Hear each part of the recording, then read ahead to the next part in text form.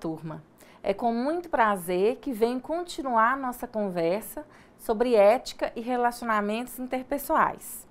Hoje vamos tratar da questão da cidadania, seu conceito atual e também ao longo da história. Há um ditado popular que diz que política, futebol e religião não se discute.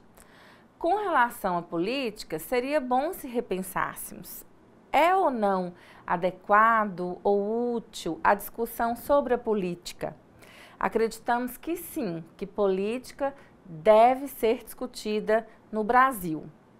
Atualmente, percebemos que esse assunto começa um processo de fazer parte da pauta das conversas nas casas, nos ambientes de trabalho, nos ambientes de lazer, mas ainda estamos distantes do nível em que a política seja discutida como é necessário.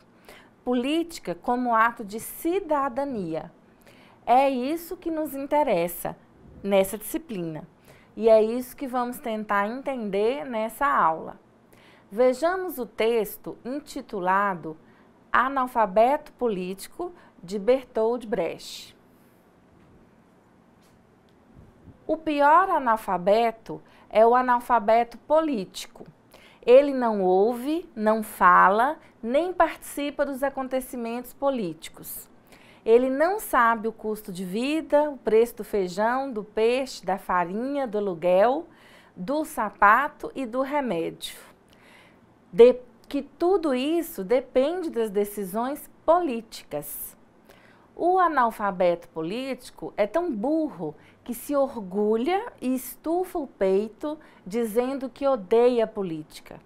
Não sabe o imbecil que da sua ignorância política nasce a prostituta, o menor abandonado e o pior de todos os bandidos, que é o político vigarista, pilantra, corrupto e lacaio das empresas nacionais e multinacionais.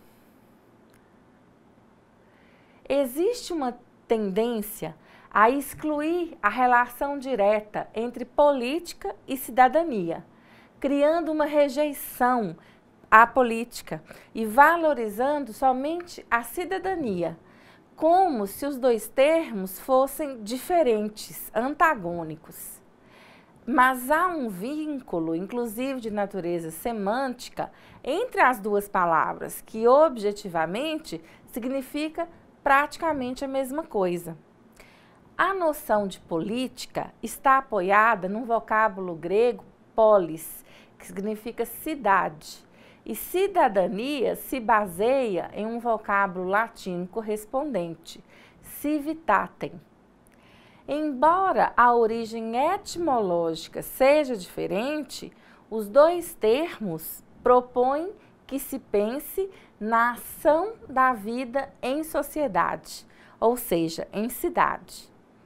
Isso significa que não é possível separar os conceitos cidadania e política. Hoje, encontramos uma série de discursos, de lemas, de planos governamentais que falam em cidadania como se ela fosse superior à política. Muito se diz que a tarefa da educação é a promoção da cidadania, mas sem interferência da política.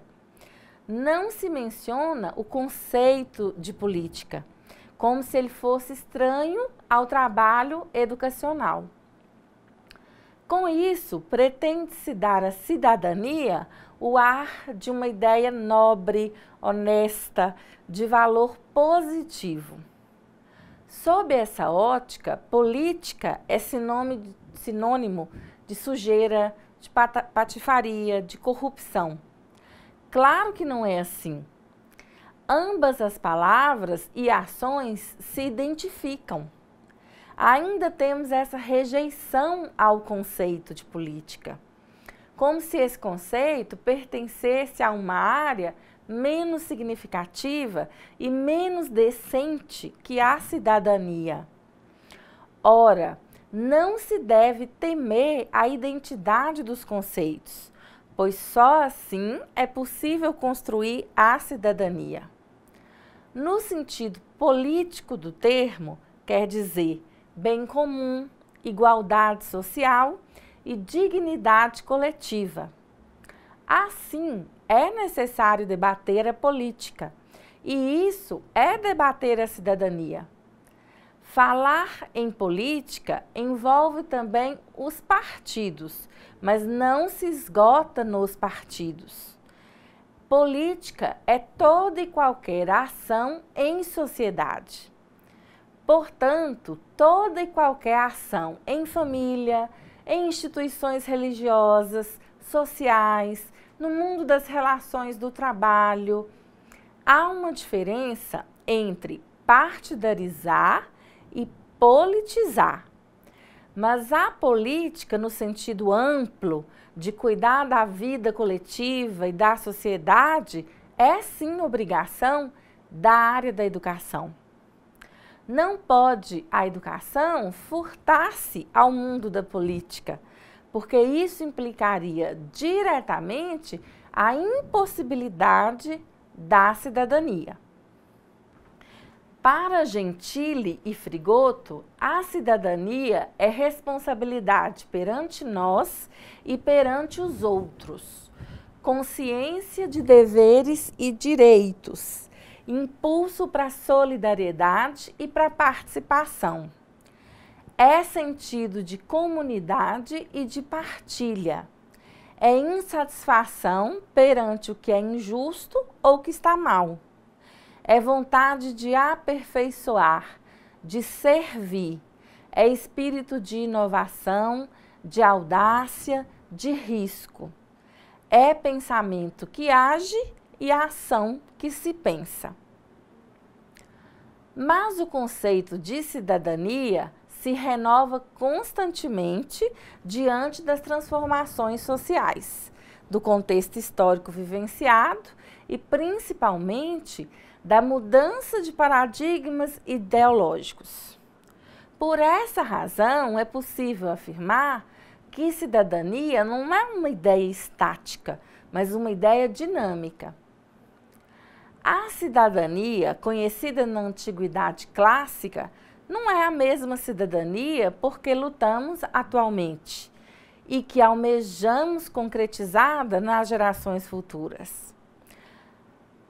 Há muito tempo, cidadania deixou de ser simplesmente o direito de votar, o direito de ser votado. Cidadania é muito mais que isso. Cidadania é ter educação de qualidade, saúde, informação, poder de participação na condução das políticas públicas e igualdade de oportunidades.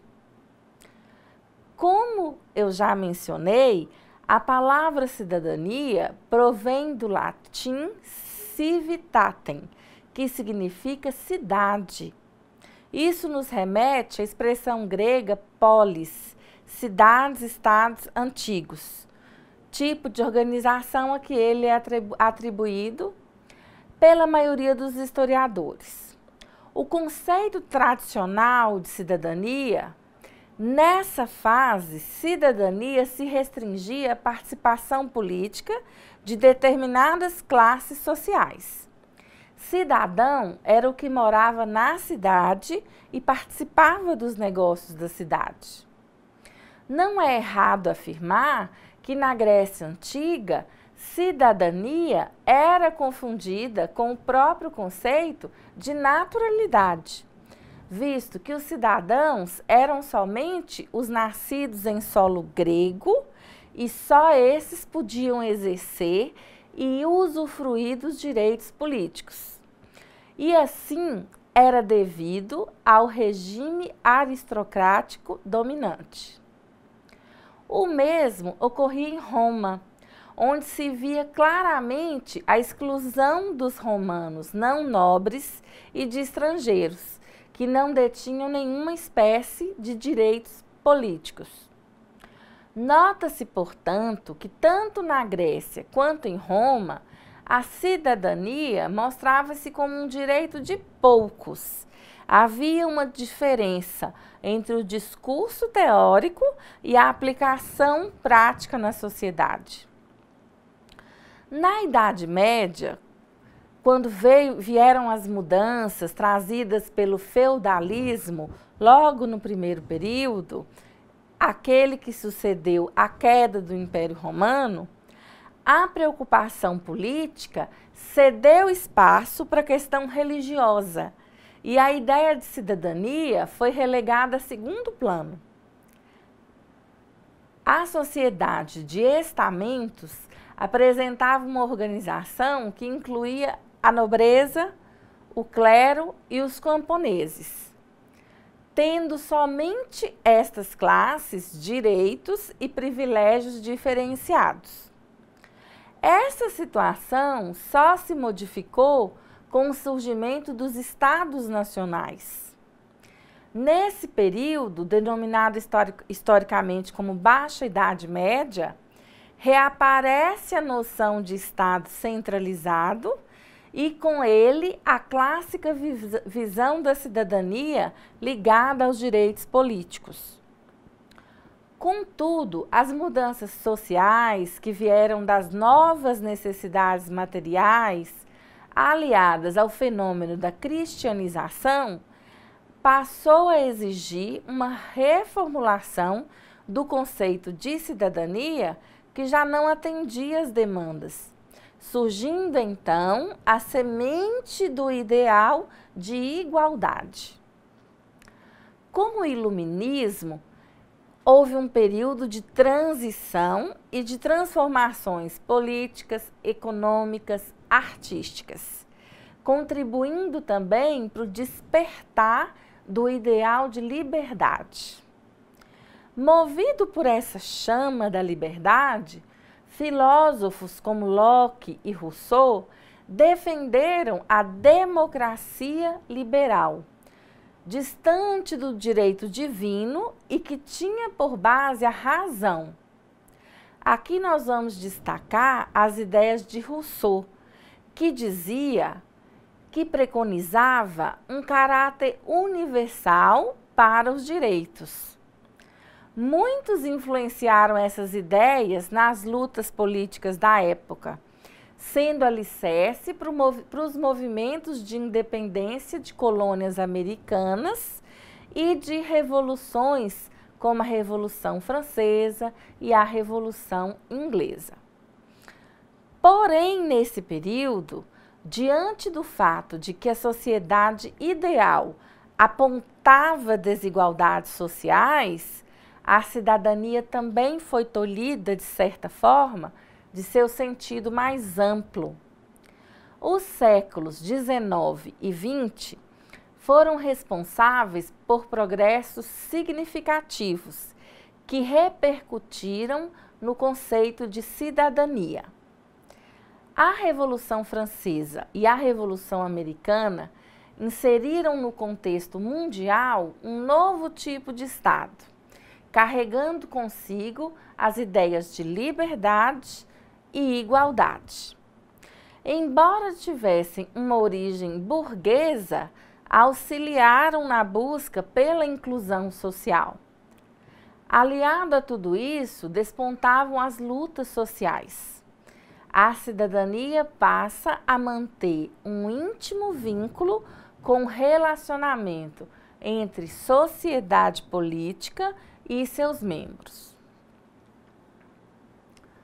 As duas guerras mundiais foram decisivas para a mudança de ideologia sobre cidadania, e o medo advindo das atrocidades praticadas e alicerçadas pela legalidade fez com que órgãos internacionais e a própria sociedade civil passassem a entender cidadania como algo que não pode ser separado dos direitos humanos.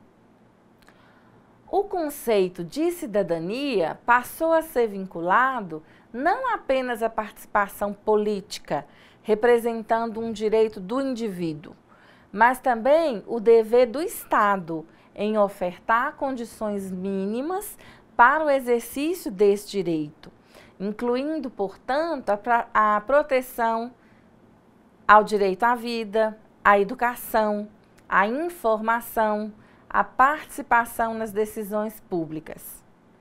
Podemos, assim, assegurar que a cidadania é uma luta diária e que não basta apenas levantar e fundamentar direitos, é preciso efetivar esses direitos. E esse é o desafio da atualidade. Para isso, a informação é um instrumento indispensável nessa empreitada, porque somente conhecendo os seus direitos é que o cidadão terá condições para reivindicar esses direitos. Daí o papel fundamental da educação, a mais fecunda de todas as medidas financeiras, nas palavras de Rui Barbosa. Cidadania, no conceito moderno, deixa de ser apenas o direito destinado ao indivíduo de participar ativa ou passivamente do processo político. Cidadania é mais que isso. É também o dever do Estado para com o cidadão.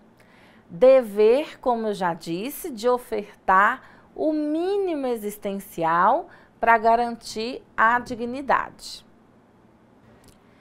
Entra aí a necessidade de aprofundarmos o conceito de direitos humanos.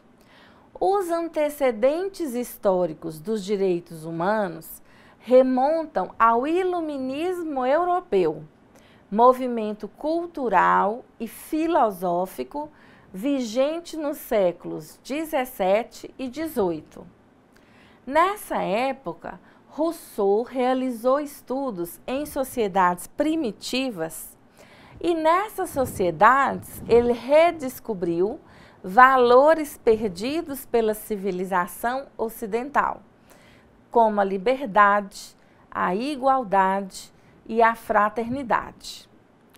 O solo oferecido pelas ideias iluministas é fecundo, pois nele o homem torna-se o centro das preocupações, não mais o império do fanatismo e da fé religiosa, conceitos que eram dominantes na era medieval, mas sim o da razão e da ciência.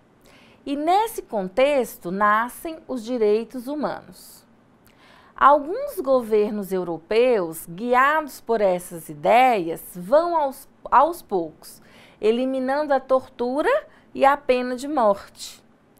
A Revolução Francesa, que ocorreu em 1789, é mais um passo decisivo na direção do estabelecimento de novos valores humanos, de uma sociedade inspirada por uma atmosfera de igualdade social.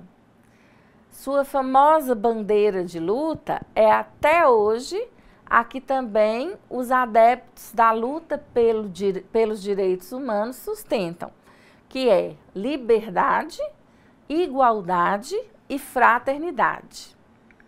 O resultado essencial dessa sublevação foi a instituição da Declaração de Direitos do Homem e do Cidadão, promulgada pela Assembleia Nacional Constituinte Francesa em agosto de 1789. Durante o século XIX, na esfera política, clama-se principalmente por igualdade. Enquanto os liberais encontram a solução dessa questão no estabelecimento de direitos civis e políticos, os socialistas acalentam a utopia da igualdade socioeconômica. Nesse sentido, no auge da Revolução Industrial Europeia, que se baseia sobre o abuso da mão de obra dos operários, as lutas pelos direitos humanos e pela melhoria das condições de trabalho estão profundamente ligadas. E assim seguem associadas estas reivindicações, pois o aprimoramento das solicitações dos trabalhadores intensifica. Por outro lado, o campo das demandas relativas aos direitos do homem, que trazem em si o germe da justiça social. Isso apesar de os socialistas considerarem esses recursos durante muito tempo como algo que apenas mitiga as inúmeras carências das pessoas oprimidas. Ao contrário, porém, nos países que conquistaram ao menos um certo socialismo, são muitas as denúncias de violações dos direitos humanos, até mesmo dos mínimos direitos civis e políticos, que eles tanto defendiam anteriormente. Eleições gerais, a existência de vários partidos, uma imprensa livre, entre outras coisas. Isso tudo demonstra o quanto é difícil definir os direitos humanos, uma vez que esses direitos são dinâmicos e estão ligados ao contexto histórico. Assim, eles estão constantemente adquirindo novos conteúdos, novas facetas, à medida que também vão surgindo diferentes necessidades. A Declaração Universal dos Direitos Humanos de 1948 é o primeiro documento a fixar internacionalmente uma relação de direitos pertencentes tanto aos homens quanto às mulheres, independente de classe social, independente de raça, independente de faixa etária. Esse é um passo fundamental para a humanidade. Que governos de toda parte do planeta, pelo menos na teoria, se comprometam a defender esses direitos. Antes dela, a Constituição Mexicana de 1917 era considerada a mais atualizada em termos de direitos sociais. Infelizmente, apesar de todos os avanços, têm sido constantes as violações aos direitos humanos. As denúncias não paravam de brotar aqui e ali por toda parte, em regimes tanto de esquerda como de direita, né? Em nome da luta contra o terrorismo em alguns casos. Os direitos humanos podem ser resumidos de uma forma bem simples. Direito à vida, à integridade física e moral, à igualdade, à liberdade de pensamento, de expressão, de reunião, de associação, de manifestação, de culto, de orientação sexual, direito à felicidade, ao devido processo legal, à objeção de consciência, à saúde, educação, habitação, lazer, cultura e esporte. Em 539 a.C., os exércitos de Ciro o Grande, o primeiro rei da antiga Pérsia, conquistaram a cidade da Babilônia. Mas foram as suas ações que vieram depois que marcaram um avanço muito importante para a humanidade. Ele libertou os escravos, declarou que todas as pessoas tinham o direito de escolher sua própria religião e estabeleceu a igualdade racial. Estes e outros decretos foram registrados num cilindro de argila na língua acádica com a escritura em forma de cone, conhecido como cilindro de Ciro. Esse registro antigo foi agora reconhecido como a primeira carta dos direitos humanos do mundo. Está traduzido nas 6 línguas oficiais das Nações Unidas e as suas estipulações são semelhantes aos 4 primeiros artigos da Declaração Universal dos Direitos Humanos. Com início lá na Babilônia, a ideia de direitos humanos espalhou-se rapidamente para a Índia, para a Grécia e então chegou a Roma. Ali surgiu o conceito de lei natural. Na observação do fato de que as pessoas tendiam a seguir certas leis não escritas no curso da vida, e o direito romano estava baseado em ideias racionais tiradas da natureza das coisas. Os documentos que afirmam os direitos individuais, como a Carta Magna de 1215, a Petição de Direito de 1628, a Constituição dos Estados Unidos de 1787, a Declaração Francesa dos Direitos do Homem e do Cidadão, em 1789, e a Declaração dos Direitos dos Estados Unidos, em 1791, são os precursores escritos para muitos dos documentos de direitos humanos atuais.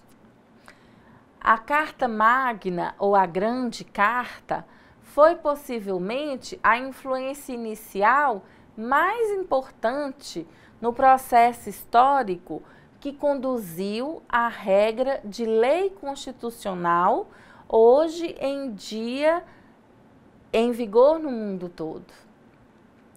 Anglófono, em 1215, depois do rei João da Inglaterra ter violado um número de leis antigas e costumes pelos quais a Inglaterra tinha sido governada, os seus súditos forçaram ele a assinar a Carta Magna, que enumera o que mais tarde veio a ser considerado como direitos humanos.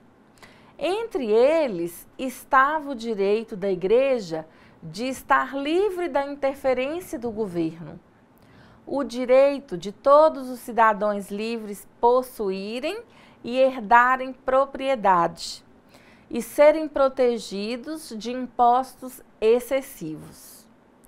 Isso estabeleceu o direito das viúvas que possuíam propriedade a decidir não voltar a casar e estabeleceu os princípios de processos devidos e igualdade perante a lei. Isso também contém provisões que proíbem o suborno e a má conduta oficial.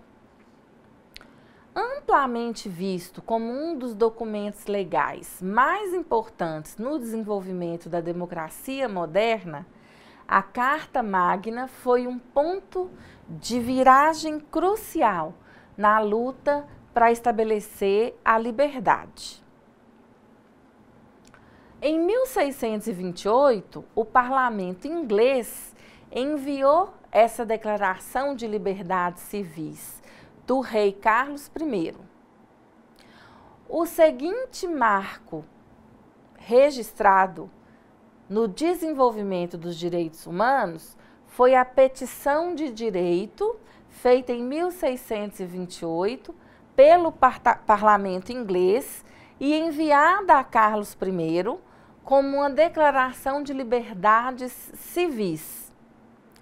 A rejeição pelo parlamento de financiar a política exterior impopular do rei tinha causado que o seu governo exigisse empréstimos forçados e aquartelasse tropas nas casas dos súditos como uma medida econômica.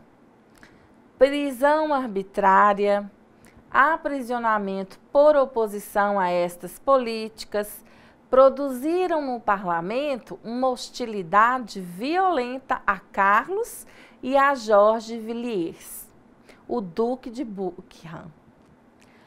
A petição de direito, iniciada por Edward Coke, baseou-se em estatutos e cartas anteriores e afirmou 4 princípios. Primeiro, nenhum tributo pode ser imposto sem o consentimento do parlamento. Segundo, Nenhum súdito pode ser encarcerado sem motivo demonstrado. Terceiro, nenhum soldado pode ser aquartelado nas casas dos cidadãos. E por último, a lei marcial não pode ser usada em tempo de paz. A 4 de julho de 1776, o Congresso dos Estados Unidos aprovou a Declaração de Independência. O seu principal autor, Thomas Jefferson, escreveu a declaração como uma explicação formal do porquê o Congresso ter votado no dia 2 de julho para declarar a independência da Grã-Bretanha.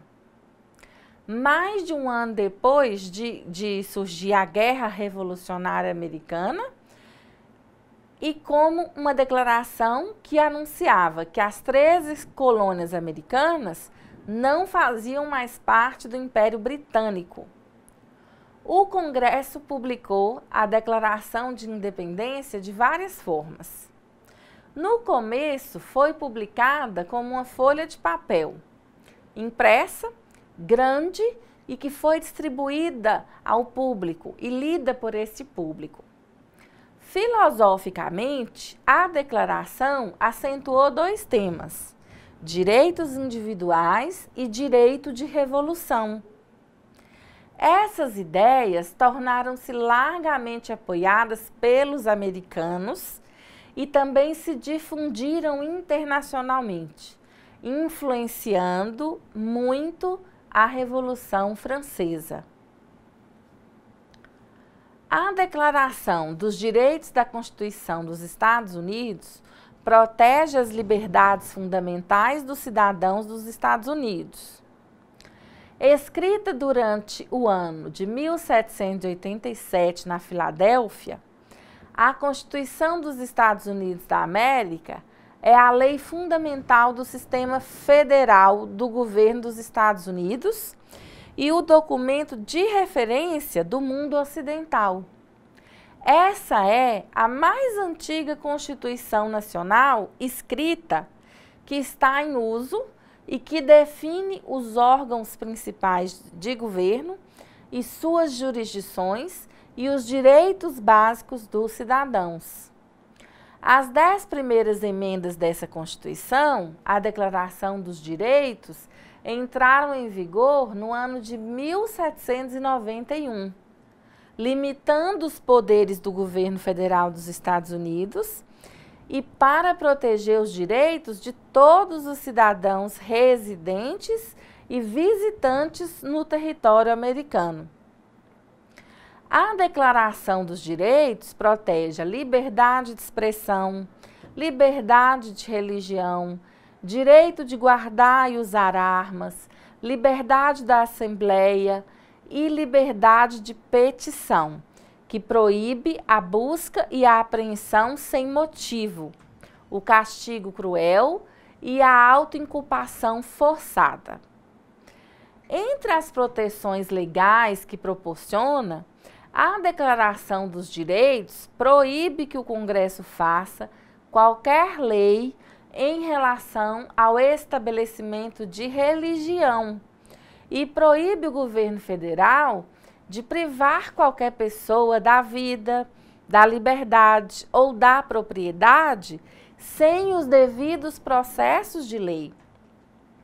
Em caso de crime federal, é requerida uma acusação formal por um júri de instrução para qualquer ofensa ou crime e a garantia de um julgamento público, rápido, com um júri imparcial no distrito em que o crime ocorreu e também proíbe o duplo julgamento. Em 1789, o povo da França levou a cabo a abolição da monarquia absolutista e o estabelecimento da Primeira República Francesa. Somente 6 semanas depois do assalto à Bastilha e apenas 3 semanas depois da abolição do feudalismo. A Declaração dos Direitos do Homem e do Cidadão foi adotada pela Assembleia Constituinte Nacional como primeiro passo para o escrito de uma Constituição para a República da França. A declaração proclama que todos os cidadãos devem ter garantidos os direitos de liberdade, propriedade, segurança e resistência à opressão.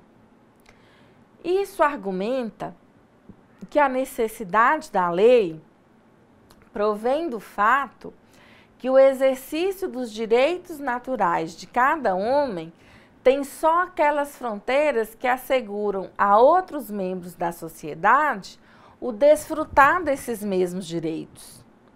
Portanto, a declaração vê a lei como uma expressão da vontade geral, que tem a intenção de promover essa igualdade de direitos e proibir ações prejudiciais para a sociedade.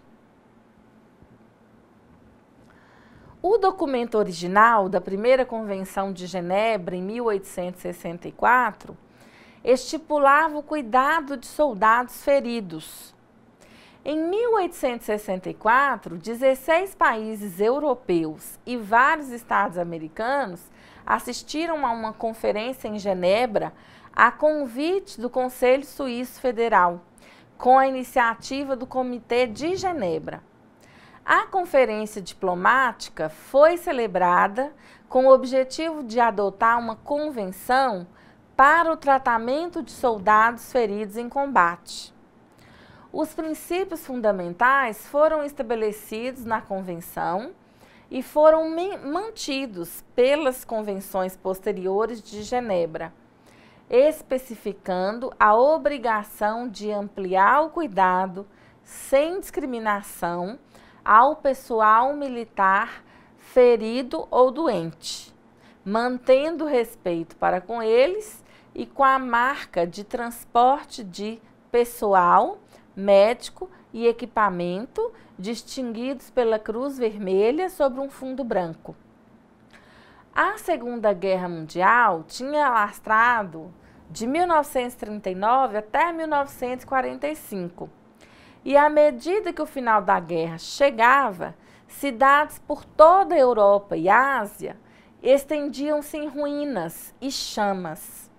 Milhões de pessoas estavam mortas, milhões estavam sem lar, estavam passando fome. As forças russas estavam cercando o remanescente da resistência alemã na bombardeada capital alemã de Berlim. No Oceano Pacífico, os fuzileiros estadunidenses combatiam firmemente as forças japonesas entrincheiradas em ilhas. Em abril de 1945, delegados de 50 países reuniram-se em São Francisco, cheios de otimismo e esperança. O objetivo da Conferência das Nações Unidas na Organização Internacional era formar um corpo internacional para promover a paz e prevenir futuras guerras. Os ideais da organização foram declarados no preâmbulo da sua carta de proposta, que era: nós, os povos das Nações Unidas, estamos determinados a salvar as gerações futuras do flagelo da guerra, que por 2 vezes na nossa vida trouxe incalculável sofrimento à humanidade. A Carta da nova Organização das Nações Unidas entrou em efeito em outubro de 1945, que é comemorado todos os anos como o Dia das Nações Unidas. A Declaração Universal dos Direitos do Homem tem inspirado um número de outras leis e tratados de direitos humanos em todo o mundo. Em 1948, a nova Comissão de Direitos Humanos das Nações Unidas tinha captado a atenção mundial. A presidência dinâmica de Eleanor Roosevelt, a viúva do presidente Franklin Roosevelt, uma defensora dos direitos humanos por direito próprio e delegada das Nações dos Estados Unidos, a comissão elaborou o rascunho do documento que viria a converter-se na Declaração Universal dos Direitos Humanos.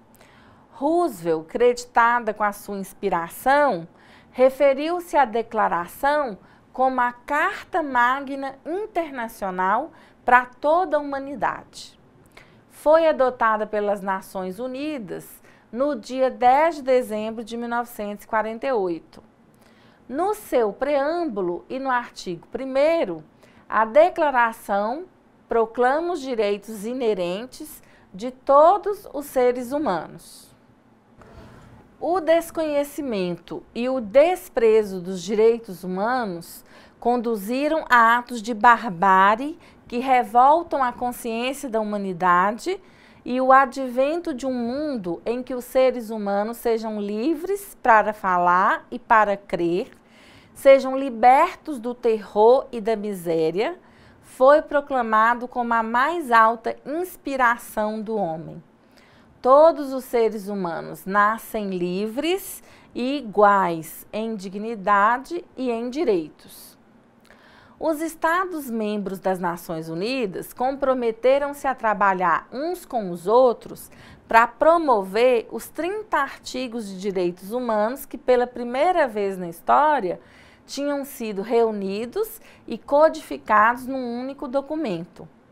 Em consequência, muitos desses direitos, de várias formas, são hoje parte das leis constitucionais das nações democráticas. Por hoje, ficamos por aqui. Até breve.